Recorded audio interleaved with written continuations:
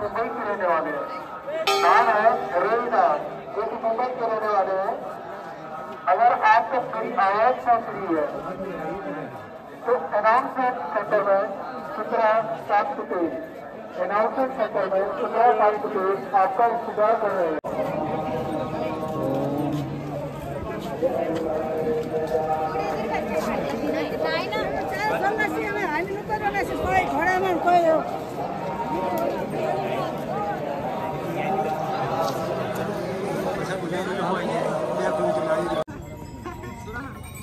पाहू शकता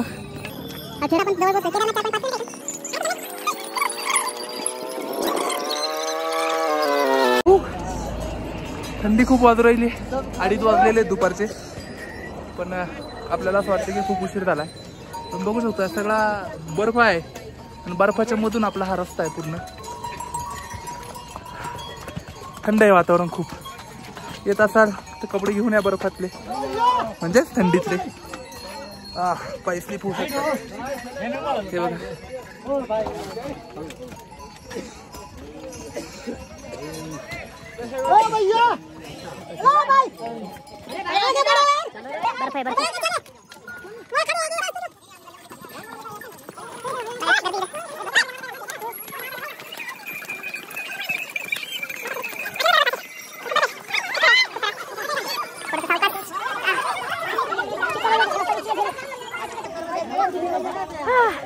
अखेर थोडा बाहेर पडलोय.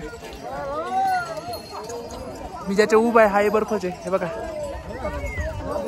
संपूर्ण बर्फ आणि हे जाम लागलाय बघा. गर्दीच गर्दी.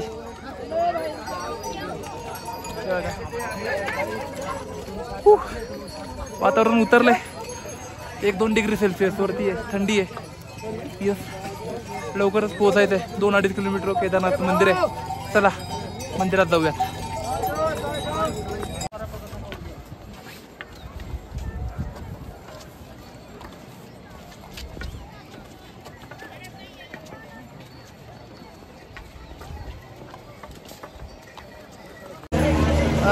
माझं लूक बघून तुमच्या लक्षात आलं असेल, ज्या गोष्टीची अपेक्षा केली नव्हती ती झालंय. अर्थात पाऊस सुरू झालाय आणि थोड्या ठिकाणी खूप जोरात हा पाऊस येतोय. त्यामुळे आपण बघू शकतो सगळ्यांची गर्दी झाली आहे. सगळेजण शेडखाली थांबलेत. मी थांबलो तो रेनकोट घालायला. रेनकोट घातलेला आहे. आता आपण 3 किलोमीटरवरती राहिलेलं आहे. 3 किलोमीटरमध्ये आपण पोहोचणार आहोत. पण पाऊस सुरू झाल्यामुळे गर्दी झाली. चलो हळूहळू आपण आपल्या ट्रेकपर्यंत जाऊया. Good evening. संध्याकाळचे 4 वाजलेले आहेत. तुम्ही बघू शकता अंधार किती पडलाय. पाऊस सुरू झालेला आहे आणि 3 किलोमीटरचा अजून बाकी आहे प्रवास. जोरदार पाऊस आहे. येस रेनकोट घेऊन या येत असाल तर. अचानक पाऊस सुरू होतो. मौसम बदलतो अचानक.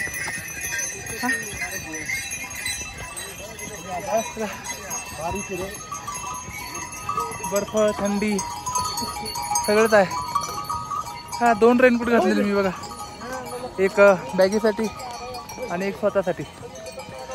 जितकी थंडीची काळजी आपण घेणार तितकीच पावसाची घेतली पाहिजे. कारण अचानक पाऊस वाढतो आणि आपल्याकडे कपडे असले पाहिजेत पावसाचे.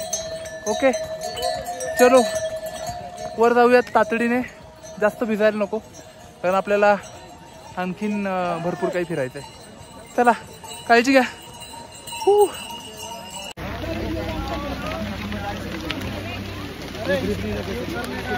फायनली आपण आता पोहोचलोय.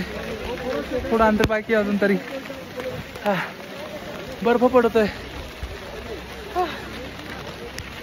बघू शकता. आभाळ आले. हे बघा सगळा बर्फ बर्फ बर्फ आणि आता वरतून पण बर्फ पडतोय.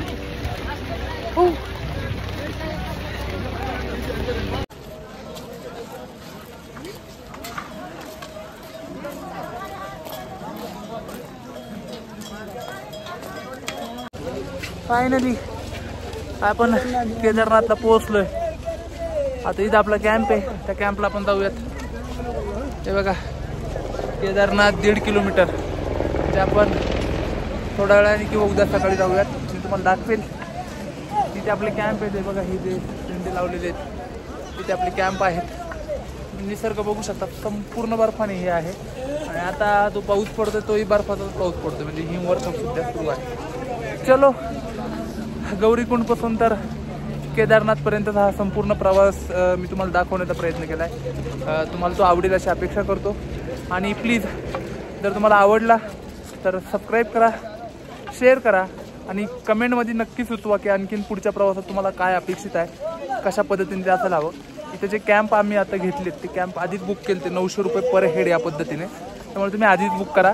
आता 500-600 रुपयांनी पण मिळत आहे तिथे कॅम्प. पण रिस्क घेऊ नका, ऑनलाईन बुक करा, कारण पाऊस पडतोय इथं अचानक, बर्फ आहे, त्यामुळे रिस्क नको घ्यायला. माझं सजेशन हेच आहे की आधीच बुक करा. आता खूप पाऊस येतोय, मी कॅम्पमध्ये जातो आता. इथे तुर्तास थांबतो. केदारनाथ टेम्पल आणि ते सगळं आपण नंतर शूट करूयात आणि मी तुम्हाला ते एका वेगळ्या ब्लॉगमध्ये दाखवेल. ज्यांनी माझा हा ब्लॉग बघितलेला नाही आहे की केदारनाथला कसं यायचं, त्याची लिंक मी डिस्क्रिप्शनमध्ये टाकत आहे, तर तो तुम्ही बघू शकता की केदारनाथपर्यंत कसं यायचं आहे. येस, चलो आता मी कॅम्पमध्ये जातो, तोपर्यंत आराम करा. Good evening. 6 वाजता आपण इथे पोहोचलोय. व्हाइट वाला है ना, आणि बाहर वाला भी है कि वो खूप खुला है, थंडी देखो. आहे, बघू शकता. उधर से भी हवा है, आम्ही इधर भी आहोत. खुला होगा शायद. आणि टेंटवाल्यांनी स्लीपिंग बॅग दिलेली आहे, ये त्यात दो तो मी लगा दिया घुसण्याचा मैंने प्रयत्न बाहर. केलाय. बांध हाँ Yes, बांध के सध्याचं रखा था उन लोगों ने. वातावरण हे बोला 0 थोड़ा हवा डिग्री तो कम हो सेल्सिअस जाएगा आहे, कम से कम. म्हणजे इथे पाण्याचा बर्फ होतो अशा पीछे से पद्धतीचे जे है वातावरण उसको, आपण उसने अभ्यासलंय fold करके ते रखा आता है. सध्या इथे आहे. खूप थंडी आहे. छोड़ दो उधर से. स्वेटर वगैरे सगळं पॅक बंद मी आहे आणि स्लीपिंग बॅग मध्ये घुसलेलो आहे. सो येत असाल तर उबदार कपडे, रेनकोट असू द्यातच, पाऊस कधी पण येऊ शकतो, बर्फ पडत होता आज. येस, अजून केदारनाथचं दर्शन घेतलेलं नाहीये. सकाळी 2:30 वाजता तिथे निघायचंय. माहीत नाही उठेल का नाही, थंडी खूप आहे. आणि दिवसभर सकाळी 6 वाजता सुरू केलेला ट्रेक संध्याकाळी 5 वाजले तरी तो पूर्ण होत नव्हता. 5 वाजेपर्यंत अखेरचा मी इथे पोहोचलोय. आणि इथून 1 किलोमीटरचं अजून अंतर आहे, जे 15-20 मिनिटात मंदिरापर्यंत पोहोचेल. आवाज येतोय मंदिराचा आम्हाला इथे, म्हणजे लोक जे घोषणा देत आहेत किंवा आवाज देत आहेत त्या इथपर्यंत ऐकायला येतात. येस, येत असाल तर काळजी घ्या. वरती ऑक्सिजन लेवल थोडीशी कमी आहे, ज्यांना त्रास होतो त्यांनी ऑक्सिजन टँक सोबत ठेवा. बाकी छान आहे, निसर्ग खूप सुंदर आहे. काळजी घ्या. Good night. Good morning. 5 वाजलेले सकाळचे. पोहोचलोय आपण केदारनाथला. रात्री चाललेलो आपण, आराम केलाय. आता सकाळीच आपण चालले दर्शन घ्यायला केदारनाथचं. बघू शकतो पुढे सूर्यप्रकाश पडले आहे, बर्फ चमकतोय.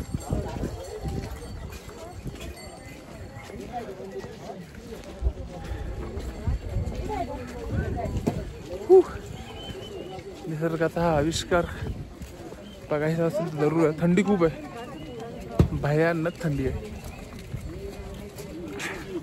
एवढी थंडी कधीच अनुभवलेली नाही. आपल्याकडे नाही पडते एवढी थंडी महाराष्ट्रात. -मध्ये वातावरण होतं रात्री, -2, म्हणजे जिथं पाण्याचा बर्फ होतो.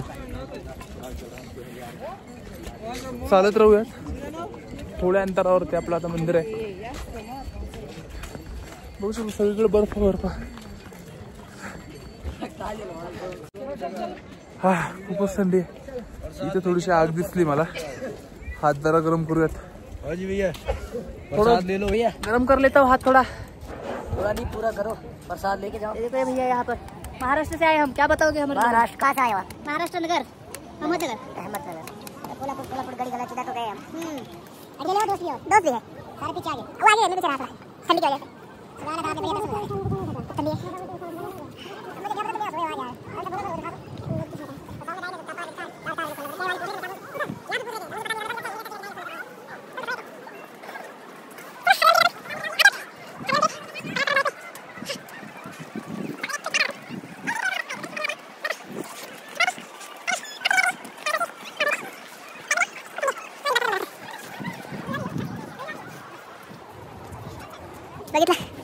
चलो मंदिरात जाऊयात.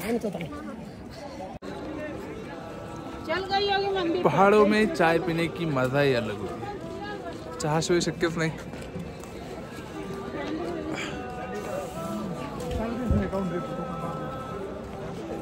महाग आहे थोडा चहा इथे. 30 रुपयाला एक चहा आहे. तर मग काय थंडीमध्ये चहाशिवाय होऊ शकत नाही. चहा घेत चला.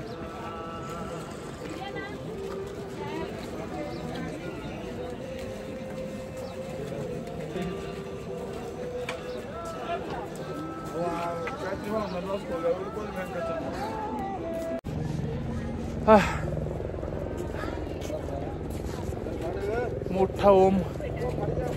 चल जवळ आलोय आपण. खाली आपण लाईन बघितली, खूप लाईन आहे. इथे पण आपण थोडं शॉर्टकट घेऊयात. पण ज्याला दर्शन घ्यायचंय तर लाईनमध्ये जावं लागेल. मी आता मंदिराच्या बाहेरूनच दर्शन घेईल.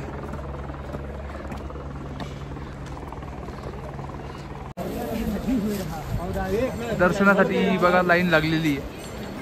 बघूयात आपण किती मोठी लाईन आहे. त्यामुळे लवकर या दर्शन घेण्यासाठी.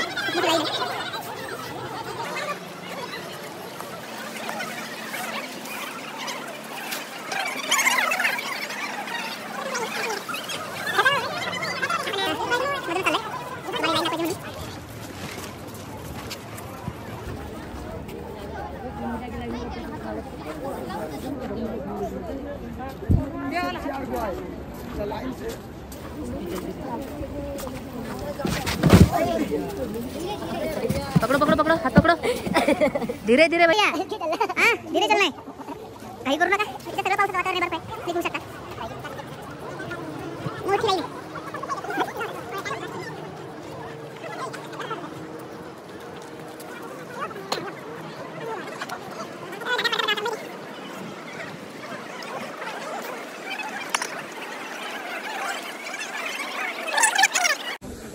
फायनली पोहोचलेलो आहे.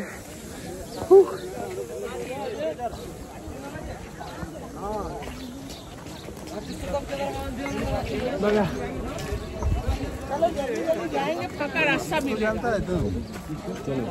दिसतंय.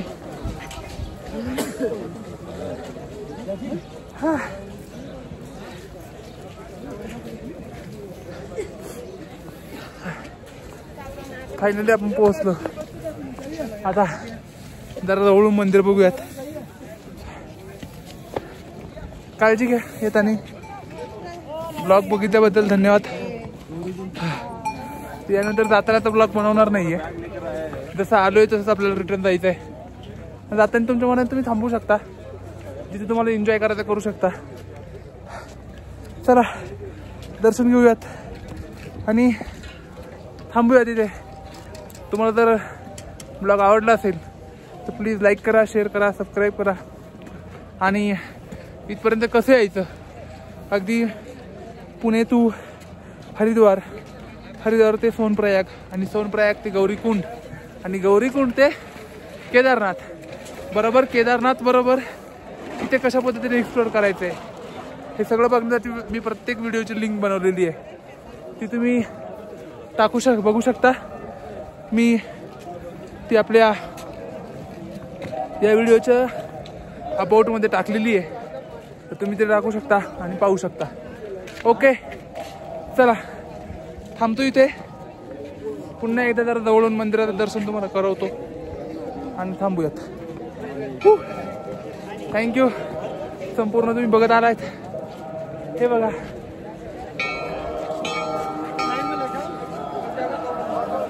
अखेर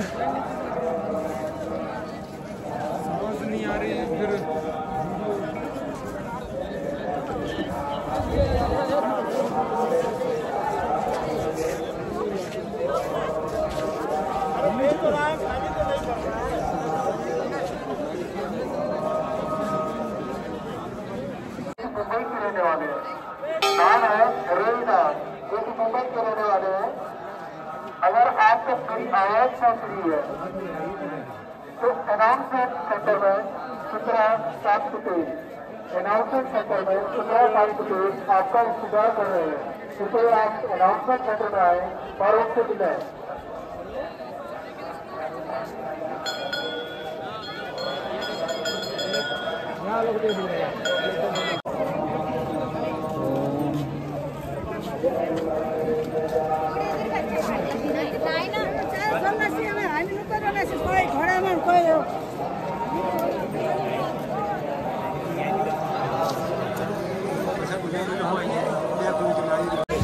तर अशा पद्धतीने आपण केदारनाथ हे बघितलंय.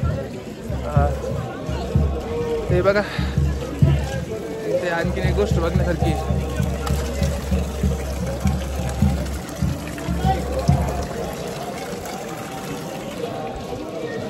जिवंत पाणी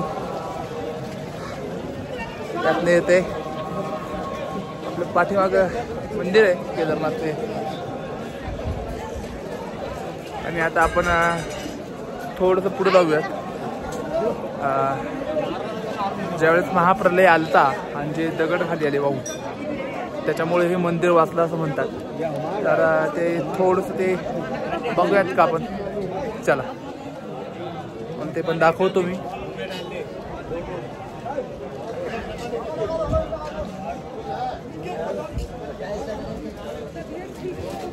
हे बघा इथेच दगड आहेत ज्याच्यामुळे मंदिर त्यावेळेस महाप्रलयापासून वाचलं होतं.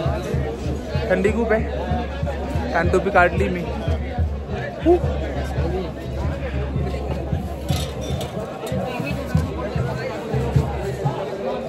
साथ ही सफाई कर्मचारी से अनुरोध करती कि आप सभा इस मंदिर प्रांगण के आगे झाड़ू लेके खड़े न हों. श्री आके दर्शन करके आते हैं. आप ही अपना जो है इसी स्थान पे रहें.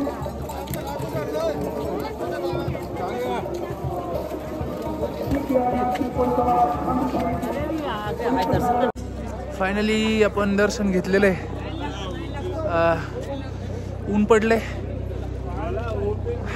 छान आहे कवळे ऊन. सो याच्यात पण तुम्ही येऊ शकता वरती. आणि आता हेलिकॉप्टर वरती येते. याचं पण तुम्हाला बुकिंग करावं लागेल. दिसतंय का?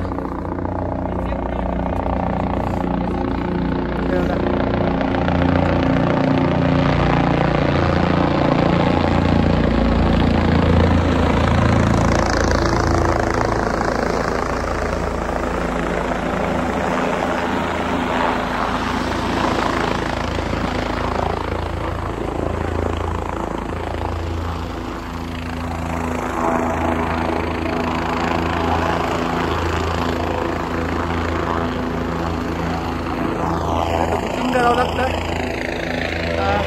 दोन्ही साईडचं एक तुम्ही बुकिंग करू शकता. आणि यायचं आहे. सो फायनली ऊन पडलेलं आहे.